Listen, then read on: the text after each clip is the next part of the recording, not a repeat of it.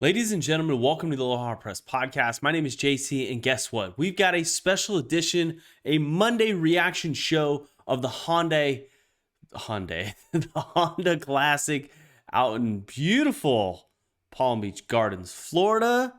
We've got a big winner, but before we get into it, we're going to go ahead and initiate. I'd like to take this chance to apologize to absolutely nobody. Now, keep in mind, this is the Aloha Press podcast, and we had a complaint that I need to address. It was on Facebook. I don't even know who's on Facebook any of these days, but we saw a comment. We saw a little jab at the Aloha Press, and I get it. I totally understand. I haven't been as R-rated as I claim to be at times. There's things going on in my life. Sometimes I feel pretty good, and I don't want to get too fired up. But tonight is a special edition of the podcast because who else spent their beautiful Sundays watching the Honda Classic like I did? I mean, good golly. The strength of field. I mean, at the beginning of it, we just thought Daniel Berger was going to go out. He had a 5-shot lead playing in the final group. No ounce of rain was going to get mixed in and mess with these guys. But unfortunately, Daniel Berger shot +4 and his putter cooled off rather quickly. He was second to last in strokes gained putting and just absolutely looked miserable, shooting a 74 in the final round to lose to the guy who is just doing special things, which is just incredible, Sepp Straka. Now, the broadcast, we were blessed with Paul Azinger and the rest of the NBC crew. Don't get me wrong. I love parts of the NBC crew. I absolutely hate the rest of them. It is just absolutely a poor product. At one point in time, Paul Azinger and Dan Hicks said, let's get ready for the ride of the Bear Trap. Are you ready to roll? And then they played like heavy metal music and they pretended that they were flying on a drone through the stands, through the Bear Trap. And when you see this kind of behavior on a Sunday, on a broadcast that is struggling, absolutely struggling. I mean, keep in mind, this is the Honda Classic.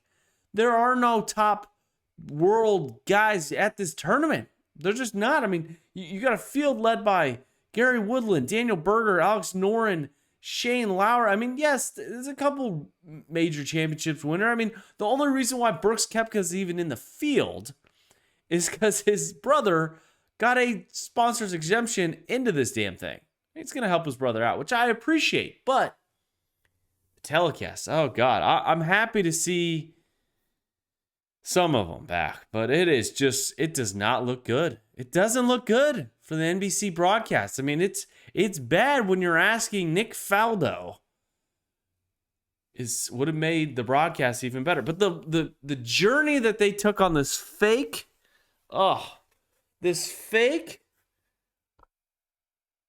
drone ride just drove me crazy into the Bear Trap. And I am sick and tired of hearing about the Bear Trap. What does the Bear Trap even mean? Like, honestly, what does the Bear Trap mean? So let's just explain Bear Trap.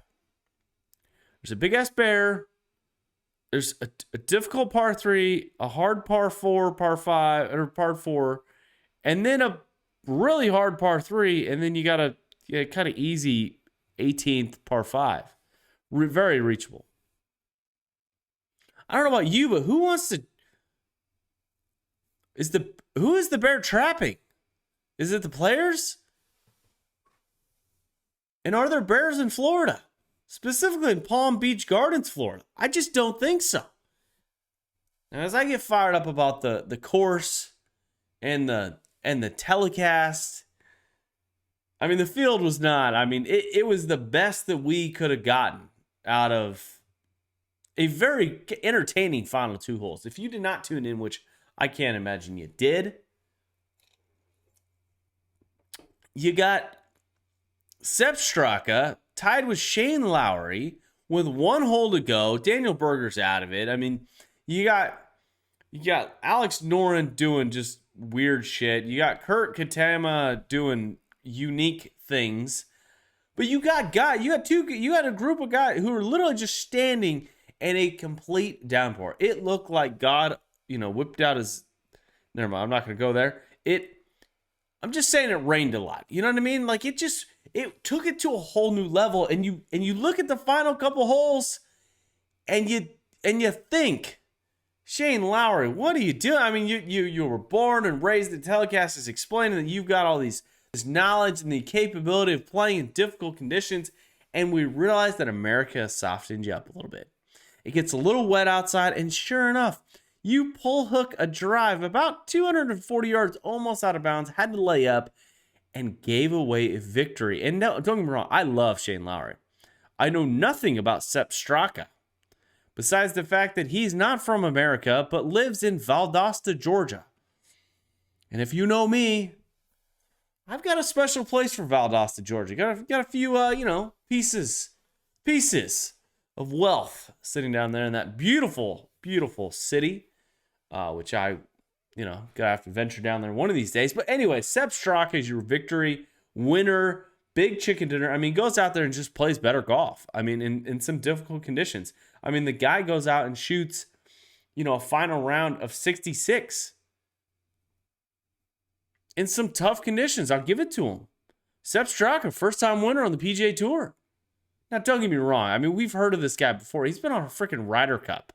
It's not like he's just, out of the blue, some young gun that just popped up. I mean, this guy's he's got some weight to him. I mean, he's a big boy anyways. But I'd like to know what your take is on the Honda Classic. Is this something you tune in? How do they make it better? How do they improve the product? Because right now, this is a struggle. This is an absolute challenge. Because what is it warming up to? The Puerto Rican Open? Which I think is next week. I'm just saying, it's just not great. But the week definitely had its drama and ups and downs. And I don't want to get too deep, but I've got to react. I've got to come out and say something. Zach Johnson was named the United States captain of the 2023 Ryder Cup. Ryder Cup veteran will lead the U.S. in pursuit of second straight victory. Steve Stricker to serve as U.S. vice captain. Selection criteria for the 2023 U.S. Ryder Cup team also announced at Palm Beach, Florida, the PGA America. Jim Richardson today announced that Zach Johnson will serve as the United States Ryder Cup team captain for the 44th Ryder Cup on September 25th through October 1st in 2023 in Marco Simone Golf and Country Club in Rome, Italy, which I look forward to. Hell, we might be there. It looks like, anyways, crazy, absolutely crazy. I can't really picture Zach Johnson. I mean, it seems like all these guys love him, which is a good thing. It seems like some of the top players in the world were happy about this. But the thing that it was disappointing was, is Phill Mickelson going to be a part of the team? And there's been a lot of drama in regards to Phill Mickelson. And it was a breath of fresh air to see, Zach Johnson. I mean, shit, he's got a couple major championships, and he did somewhat well at the last Ryder Cup. He didn't play any; he was a vice captain. But you got to think, I mean, if the guy's working in the system of the Ryder Cup and working in the processes and the operation side of things, and tucking guys' shirts in and getting them sandwiches and cold beverages to play, go out and whoop the crap out of the European Tour, European Ryder Cup team, I'm with it. As long as he produces. I'm not a big fan of Zach Johnson. I'm not a big fan of it's just the way he does things on the golf course. I mean, the Waste Management Championship, he hit another accidental tee shot, which he did a couple years ago at the Masters, which is a rookie move. But anyways, do I like it? It's okay. If I'm the Ryder Cup, there's a couple people who I probably would have put in front of him. One being Tiger Woods. He excelled well at the old Solheim Cup, or not Solheim Cup, the Americans versus the World Cup. It's I can't remember what the hell, President's Cup. Sorry, my bad. Solheim Cup. That would have been embarrassing. I think Tiger Woods, I think he could take over for the Ryder Cup. If he's not going to play a lot of golf, like what? Let's not tune him up for the Ryder Cup. Let him be a captain. Let him be, put the earpiece in his head and let Zach Johnson and Phill Mickelson and Steve Stricker, be his boys. So, we'll see. We'll see if this pulls it out. To be honest with you, I don't think a Ryder Cup captain has a lot to do with the Ryder Cup, just semantics and, the title. I'm sure he's got some say, but these players are going to play. These are the best guys in the world.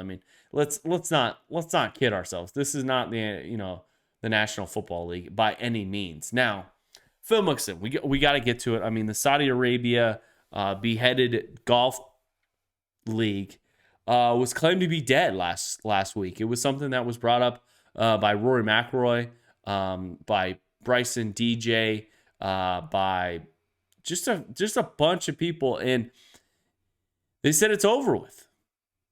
And then, of course, Greg Norman, does his thing. He sends a little letter to the PGA Tour Commissioner. If you haven't seen that, I'd go check that out. You can, I think you can find it either on our website and or just Golf Channel or wherever you get your news for golf. But it was interesting. It was an interesting letter that pretty much said, "Hey, Jay Monahan, the dictator of the PGA Tour, it's not over with. We're not giving up. We're not giving in, and you can't do the things that you're saying you can do, like banning players for joining and playing golf somewhere else that you don't like." Keeping this in mind, this is Saudi Arabia, and as the world goes right now, as what things that are going on in the European nations, it's I can't imagine wanting to be associated with a dictator. Because if Russia was creating this little league, I'm pretty sure. I'm pretty sure. Nah, I'm not even gonna get into it. I'm not gonna get into it. You're not gonna. You almost got me. You almost got me going down a crazy road there for a second, and I bit my tongue. All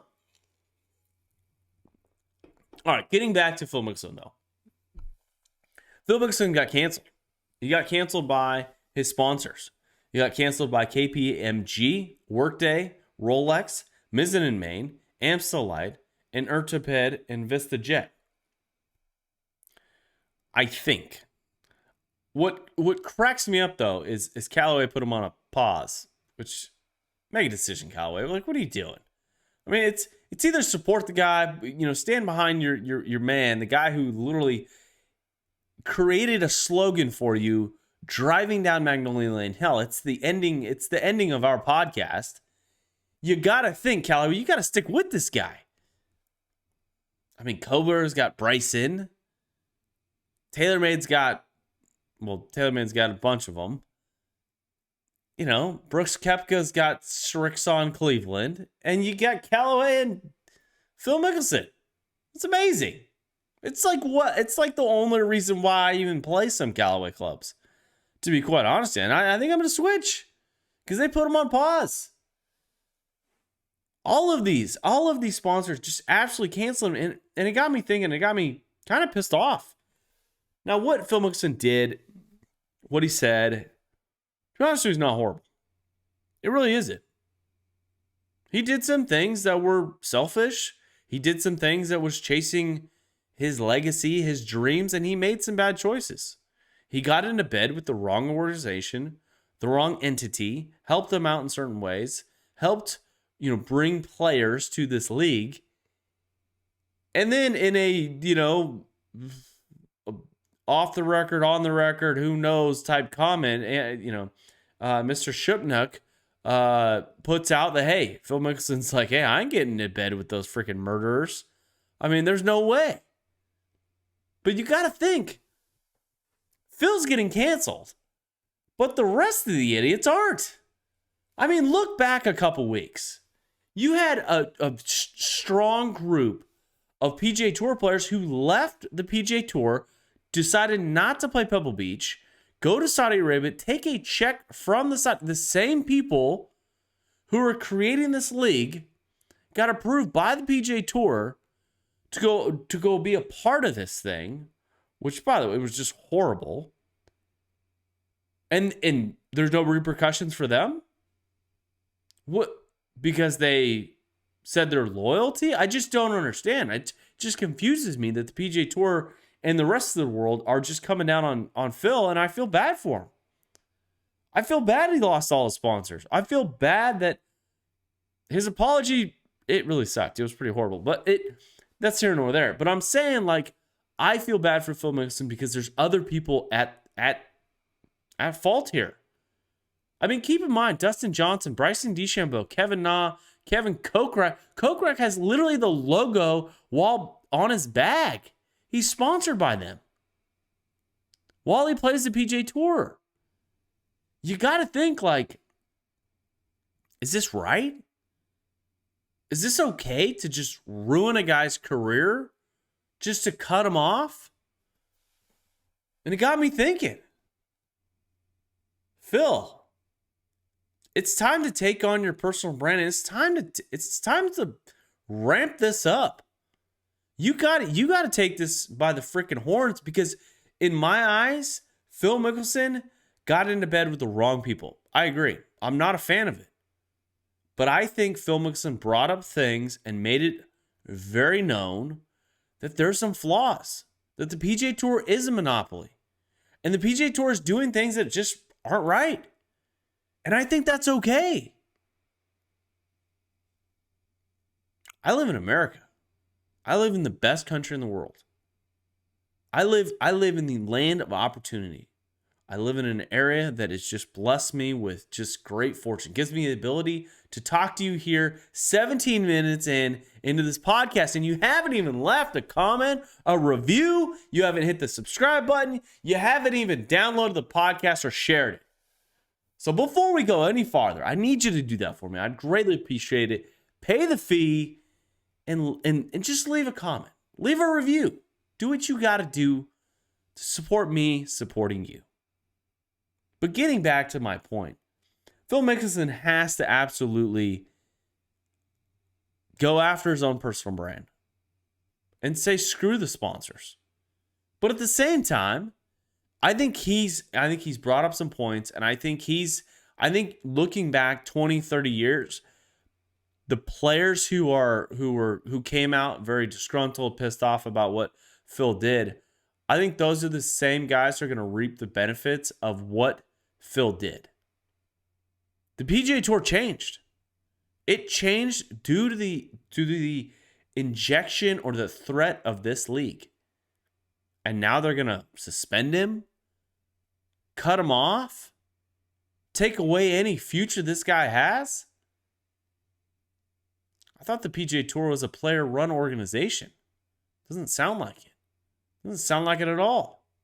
Sounds like it's run by a dictator. It just scares the shit out of me.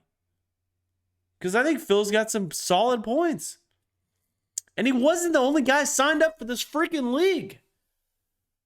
I mean, you got Xander Schauffele coming out with just this, it looked like, I mean, his statement and his words, it just handwritten by some horrible advisor of his. It looked like a hostage note. It looked like he had been captured by the PGA Tour, and he was telling everyone, like, hey, it's okay. I really like it here. It's okay. I'm gonna be all right. But deep down he goes, oh, this sucks. I just don't know why Phill has to take the brunt of this. And Phill, if you're listening, big fan of yours, big supporter. What you do on the golf course is absolutely amazing. I think a lot of people in this world who follow, engage, track, look up to, idolize, who see, these individuals who in the media, in the sporting world, in the business world, you look at them and go, oh, these guys are perfect. Behind every great man and woman, there is a fault that you probably aren't a fan of. And we found out what Phil's is. I'm still a fan. I'm a fan of Phil's golf. The guy was 50 years old, won the PGA Championship over Brooks Koepka. Hauled in a crowd, hundreds of thousands of people in South Carolina. I mean, it just was absolutely remarkable what he did and what he continues to do. If Phil is listening to this, the Aloha Press will absolutely sponsor you. If you need a bag, if you need a towel, I can't pay anything, but I can I can carry the bag. I can do whatever you want. Get you a little umbrella embroidered. The Aloha Press supports Phil. I don't know. I'm just saying, Phil, you've got a lot of fans out there. You got a lot of support. And we might not agree with what you said or did, but we understand. And I think these players will too. I mean, you got guys on the PGA Tour who signed non-disclosure agreements saying like, hey, I'm in talks. Like, can't say anything. Ian Poulter, Lee Westwood, clearly Dustin Johnson, clearly Bryson DeChambeau.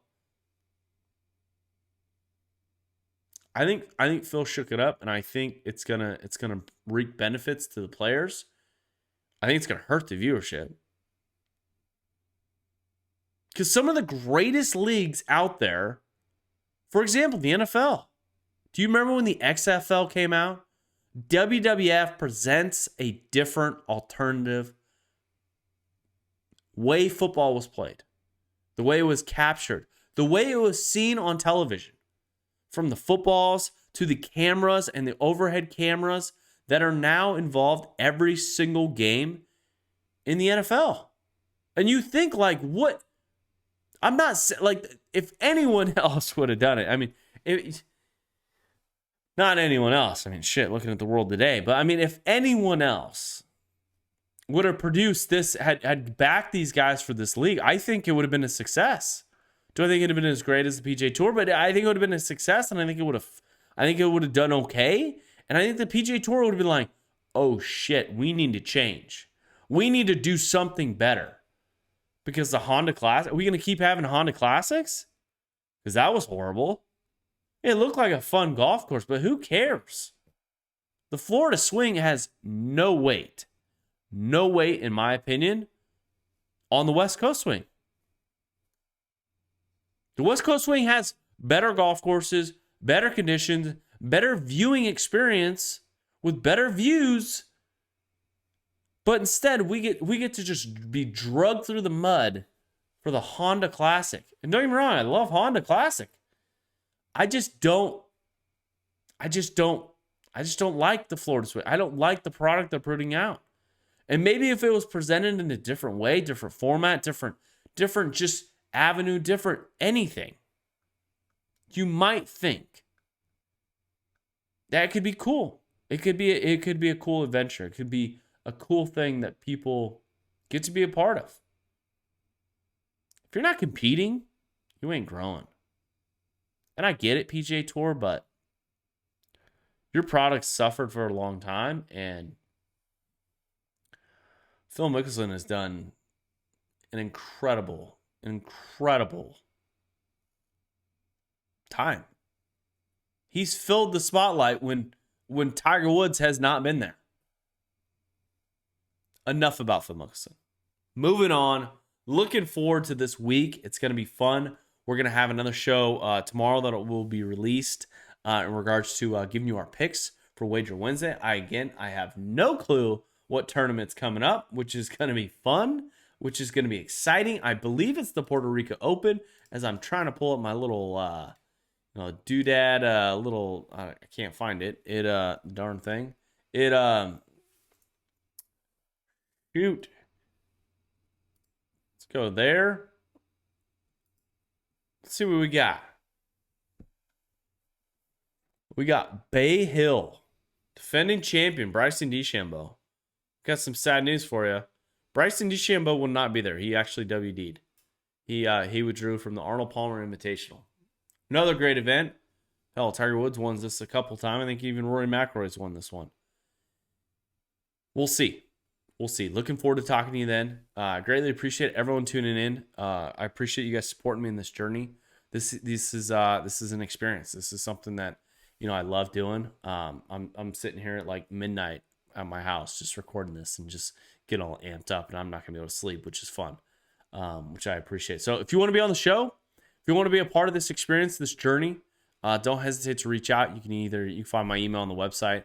I'm sure my phone number is even on the website. So give me a call, shoot me a text, shoot me a DM, whatever you got to do to get involved. So greatly appreciate it, guys. And as always, like we always say, hit bombs, attack pins, and aloha press. Cheers.